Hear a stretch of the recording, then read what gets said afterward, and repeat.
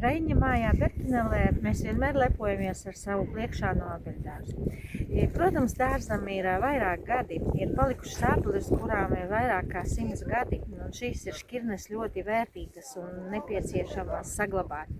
Jo tagad mūsdienās ir šķirnes ļoti mainījušās un ienāk arī jauni potēti augi un koki un krūmi, tāpēc mums vērtīgi saglabāt tas, kas ir senais, vecais un vēl joprojām ražo.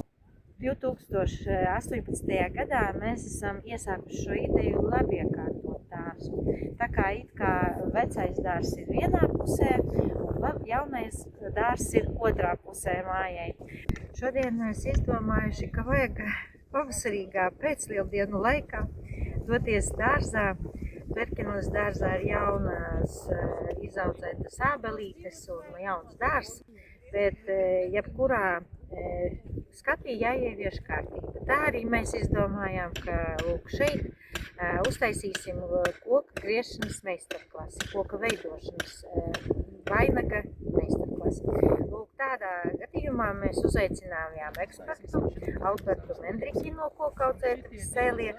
Viņš mums šodien arī rāda, kā tad to koku varētu daļi izdaļot, lai viņš jums atkal šogad labi ražotu un augtu, nelūstu, būtu stiprs un veselīgs.